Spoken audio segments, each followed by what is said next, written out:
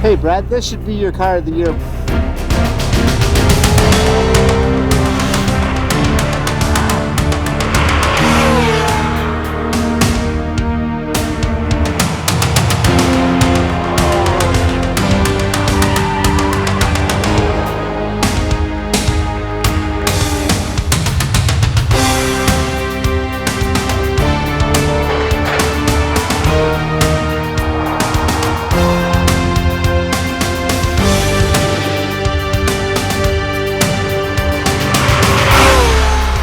TSN's Motoring 98 is brought to you by Quaker State.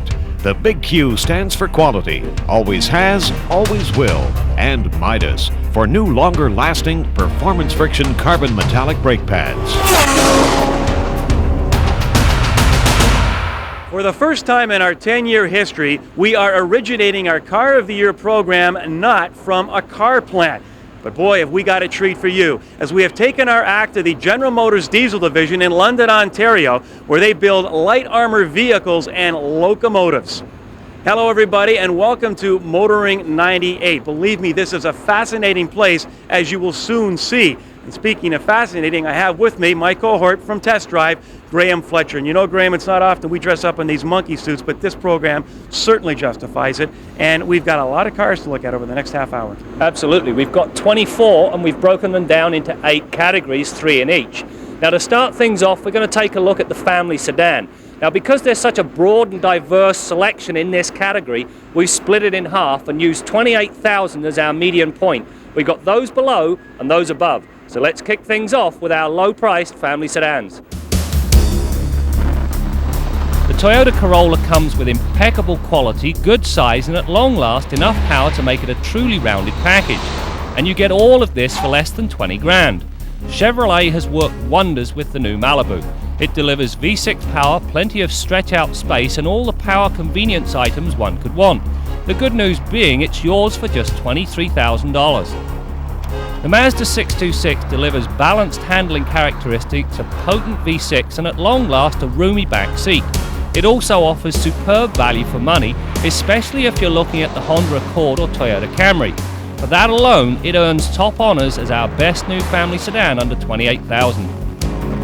The Dodge Intrepid is arguably one of the best looking vehicles offered for sale today.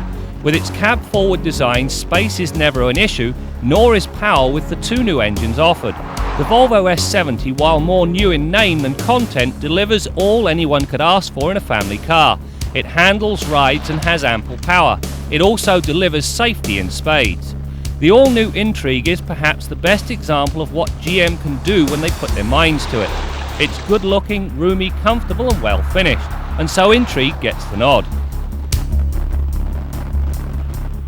Well, that was a tough category, but indeed that Intrigue deserved the award. And as for the 626, Graham, I've always felt it's a vehicle that's been a sleeper and has never really got the recognition it deserves. No, you're right. You know what made the difference this year was all of the key dimensions have been increased. It now has the size that it's always cried out for. All right, let's speed things up now just a bit and check out our top contenders for Sports Car of 1998.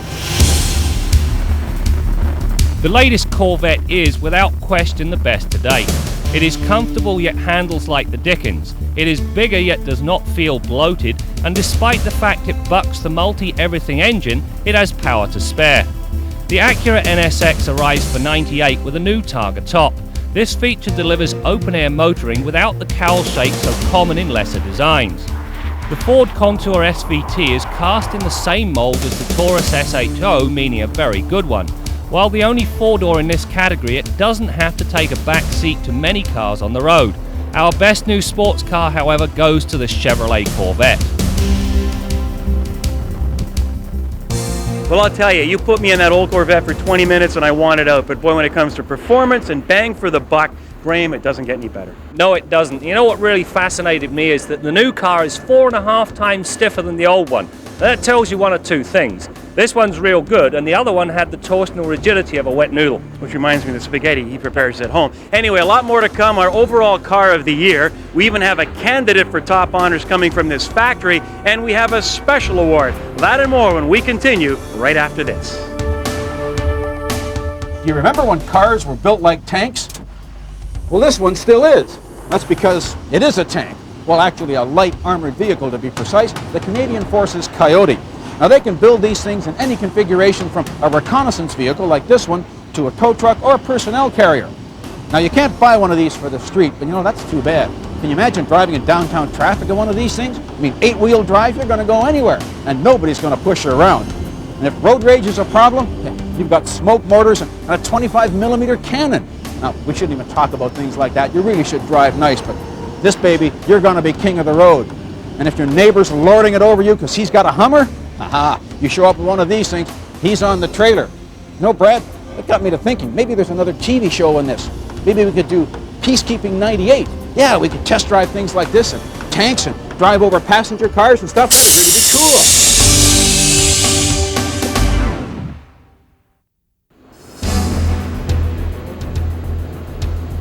We're back at the General Motors Diesel Division in London, Ontario, and with me right now from GM is Kevin McKittrick. And Kevin, the first word I think to describe this place when you arrive here is overwhelming. Tell me a little bit about what's going on. It is overwhelming, Brad. Welcome to Diesel Division. What's going on right now is the manufacture of light armored vehicles and diesel electric locomotives for major railroads in North America. Well, our locomotives are going everywhere. They're in 60 countries worldwide, but the ones we're producing right now will be going to the United Kingdom. They're going to the mega Class 1 railroads in North America like CN, CP, Burlington Northern, Union Pacific. Saudi Arabia does have railroad tracks, and we're producing a small order of units, 7 for Saudi Arabia, that they'll run through the desert areas, and they have a large contraption on top of the long hood, which is an air filtration system which will extract sand from the air going into the engine. Well, the most current technology we're producing right now, which is world class, is a 6,000 horsepower AC powered locomotive. When you look at locomotive power, AC is probably the most powerful locomotive you have. It has a high horsepower diesel electric locomotive engine, driving power to electric traction motors, which are housed within the locomotive trucks, driving the wheels of the locomotive. One of our units has been capable of pulling a 110 coal car fully loaded. And very briefly, Diesel Division started producing world-class light armored vehicles 20 years ago. We just celebrated our 20th anniversary with the first order we had with the Canadian Department of National Defence. Over the past 20 years, we've had very significant orders with the United States Marine Corps, the Australian government. A very large portion of units went to Saudi Arabia for their National Guard and air defense operations. And we've got 2 contracts with the Canadian government right now. So they're basically around the world to various departments of defense. Well, you know, everybody here has been telling us they have a vehicle that should be a contender for Car of the Year, and they promised to show us why later on in the program, so stick around. But now, let's check out our contenders for a luxury Car of the Year for 1998.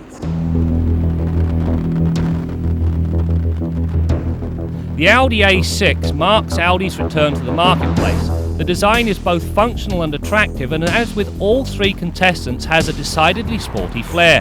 The GS400 breaks the mold for Lexus. Not only does it deliver a degree of character, it has the get up and go to outleg many so-called sports cars. The XJ's new V8 completes the rebuilding process started a few years back. First came style, then substance. Now this Jaguar has the power to match its panache. However, our best new luxury sedan for 1998 is the Lexus GS400. I'll tell you, all 3 of those cars could sit in my driveway, and you know, with the Audi A4, I think Audi finally got it right, and the A6 is just a continuation. It is, but you know, the ones that stuck out were the Jag and the GS400. Now, if it was a decision from the heart, it would have been the Jaguar. But, you know, most Lexuses are like watching paint dry or grass grow. They just don't cut the mustard as far as I'm concerned. However, the GS400 is a real screamer and a blast to drive. That it is. But now we're going to slow things down just a tad. We've got 2 categories upcoming. First, best van of 1998. And of course, the most popular vehicle in North America, the pickup truck. While Windstar is the only minivan to earn a 5-star rating in front-end crash tests, the lack of a 4th door has hurt it. For 98, Ford have stretched the driver's side door by 6 inches and added a tilt and slide feature to the driver's seat to counter the complaint. Sadly, it's just a case of a little too late. Likewise for the Silhouette. While based upon a proven concept, namely the Chevrolet Venture, I can't justify the price hike just because it's an automobile. This left the door wide open for our best new minivan, the Toyota Sienna. Not only does it counter all of the shortcomings that made Previa, Toyota have brought it back into the mainstream, meaning there is very little to dislike.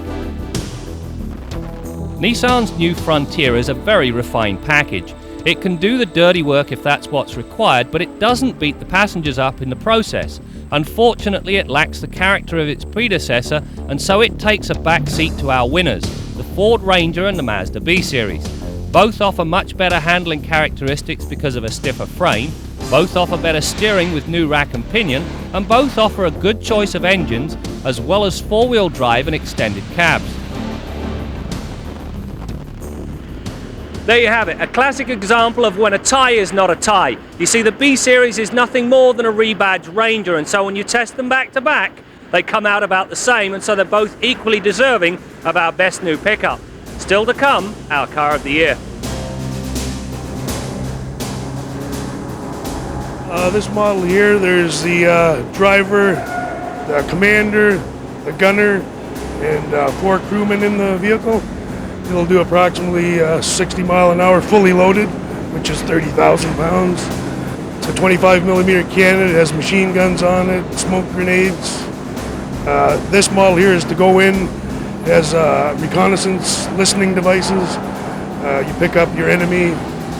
It sends communications back to the troops. Tell me about the incline out there and just what that shows what this vehicle can do. Well, that's a 60% incline, and fully loaded, it has no problem climbing that hill. It's easy. I don't know if I'm going to find this in a showroom someday, but what would it cost me? Base price about $500,000, and any option you want, we can put on there for any price you want. The sky's the limit? Sky's the limit.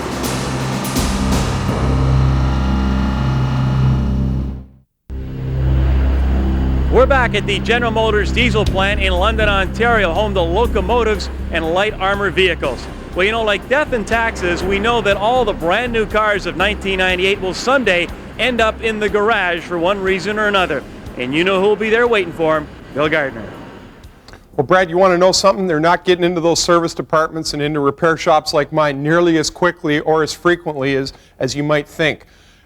When you think about the way cars are constructed today, a whole lot of vehicles today have all stainless steel exhaust systems. It's not uncommon for the exhaust system to last the life of the car in some cases. We've got coolant in, for example, in late model GM cars the last couple of model years that's good for 5 years or 160,000 kilometer drain intervals. Many of today's cars and trucks have 160,000 kilometer tune-up intervals. So you might only do one tune-up in the life, conceivably one tune-up in the life of a vehicle. There's a whole lot of other things, though, that we're doing more frequently. For example, brake jobs and tires and alternators are failing at a tremendous clip, and you only have to go out on the road and see how people are driving today to figure out why they're eating up brakes and tires. But I'll tell you, no matter whether you buy the creme de la creme of cars or trucks or the bottom of the barrel, if you look after it and drive it in a reasonable fashion, you'll probably get pretty good service and durability out of it no matter what you buy. It's pretty simple. Now, you guys are there having a bit of fun today with the Car of the Year of the show. People are always asking me what kind of car or truck I would buy. Well, I'll tell you, I've thought about it, and it's not anything that's brand new this year. My car would be a Chevy Camaro, a Z28 with a V8 engine and a 6-speed transmission. I just love those cars, and they're reasonably priced and they're durable. The other thing I'd have in my driveway would have to be a pickup truck, of course, and it'd probably be something like a full-size Dodge Ram, a half-ton four-wheel drive with a V8 engine. That would suit me just fine, and I could probably afford to buy one of those babies. But you know, anybody that watches this show on a regular basis knows I'm just a tire kicker. I never buy something new. I always buy the old junk and fix it up because I can save lots of money. Till next week, I'm Bill Gardner for Motoring 98. If the truth be told, and it always is on this show, the reason people buy sport utility vehicles is to intimidate other drivers. Out of my way, I got a Jeep. Well, you want intimidation? How about 100,000 kilograms of road-hugging weight, 6,000 horsepower? But you know, this thing is just like a Le Mans race car. Seats 2 people and corners like it was on rails. But you know, there's a lot of technology in these things. I mean, Toyota now is bragging about their new hybrid passenger car. Runs on gasoline and electricity. Well, that's nothing. These people have been building diesel-electric hybrids in this factory for almost 50 years. It's not exactly a fuel economy strategy in this case. This is hardly your average Suzuki. But with the optional extras, the cargo carrying capacity, how big do you want it to be?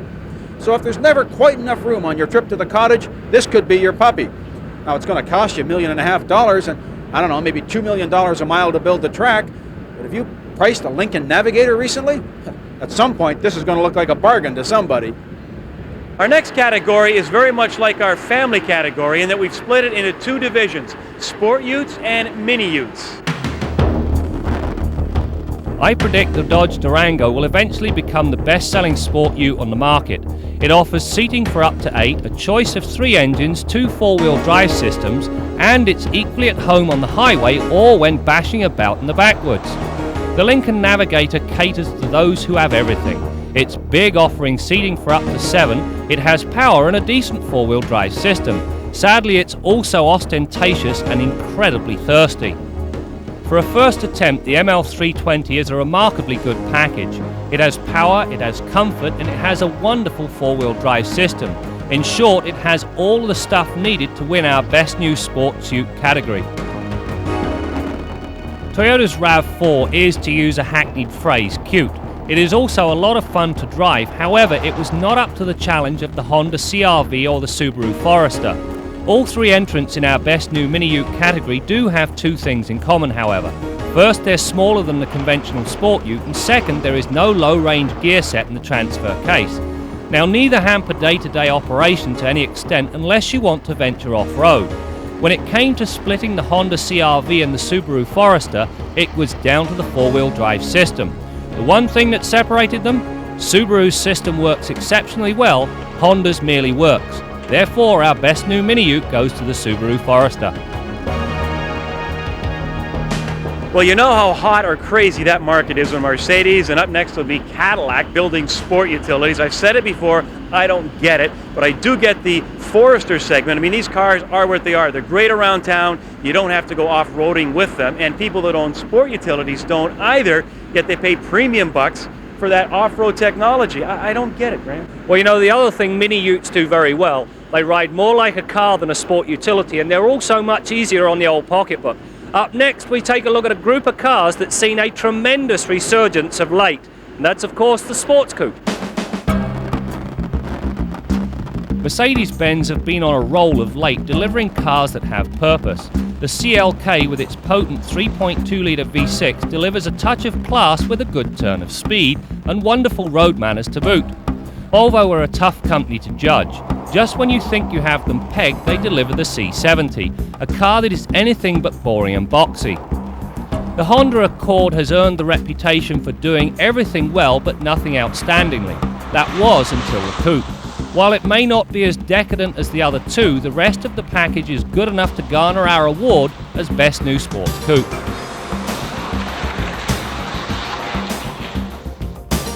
Our Midas tip of the week concerns winter basics. I'm sure you've all equipped your vehicles with things like snow brushes and ice scrapers, but there's other things to consider as well too.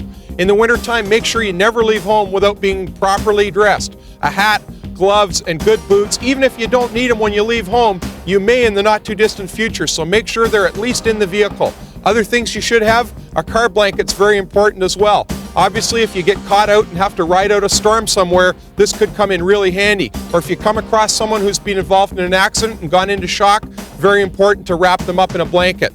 Other things you want to make sure you've got in the vehicle, high energy foods like chocolate bars and granola bars could come in really handy. And that little candle could supply enough warmth inside your vehicle that you won't have to run the engine extensively. If you do have to run the engine, no more than 10 minutes per hour, and before you run the engine, make sure that the tailpipe hasn't become blocked or obstructed with snow. Now hopefully you'll never have to use any of these items that I've just listed, but if you do, they could come in real handy and you could be real glad you've thought of them ahead of time. That's your Midas tip of the week.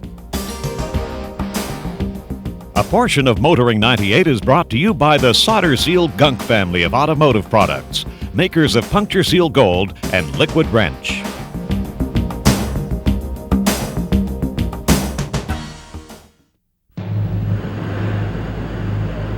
We're back here at the GM Diesel plant in London, Ontario. As promised, we have a special award that we've never given up before. Graham? No, that's right, Brad. You know, every now and again, a car is released that sort of re-inspires you and lights a fire under you. This year, it's the Plymouth Prowler. There's nothing quite like it, you know. In the days where there's cookie cutters being pumped out of factories left, right and centre, here you've got the Prowler. It's unique and it's even inspirational because you drive that car and you feel like $1 million and yet it only costs you about 50,000 bucks. It also shows you what happens if you raid the corporate parts bin and raid it effectively. You know, Brad, the Prowler is a truly inspirational car. Once in 10 years, it had to be recognized. Well done, Chrysler. And you know, it was Chrysler with that first generation LH that really lit a fire under the domestic market, and it needed it. All right, it's now time for the award we've all been waiting for, the overall Car of the Year selection. But first, of course, Jim Kenzie's around here somewhere on his soapbox. He likes to fill out his own scorecard for Car of the Year. So here's Jim. Choosing a car of the year is always difficult, but never more so than this year because there's a lot of great product out there. Look at the German lineup, for example. The Audi A6, the Porsche Boxster, and the VW Passat. But my choice, well, it's a North American built car, and it's just a coincidence that we happen to be in a General Motors facility because it is a GM product. This car is a fabulous performer on an absolute scale, and when you look at the price, well, there's nothing that can touch it. I even drove down here today in one of them. Even in winter, it's a fantastic car. Now, I know Brad and Graham and the boys are going to get it wrong because they get it wrong every year. But this year's Car of the Year, it's a walkover. Chevrolet Corvette. Well, as usual, Jim, close but no cigar. Motoring 98's Car of the Year goes to the Oldsmobile Intrigue. It is quite simply the best car GM have ever produced. And if this is an indication of where they're going to take their future product, the rest of the industry had better watch out. Well, I think that's a hint to wrap things up and also make sure I've got my safety glasses on. Before we go, I just want to say what a special year it continues to be here on Motoring. You know, who would have thought back in 1988 we'd still be on the air, and who knows, picking a car for the year 2000 in just a short period of time. And we want to thank you, the viewers, for supporting us. We couldn't do it without you. We also want to thank everybody here for giving us a behind-the-scenes look at how Canadians continue to produce a first-class product for the entire world. That's it for now. We'll see you next week for more stories about cars and the people who drive them.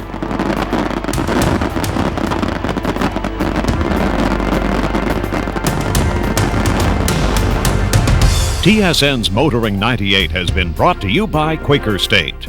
The big Q stands for quality, always has, always will. And Midas for new, longer-lasting performance friction carbon metallic brake pads.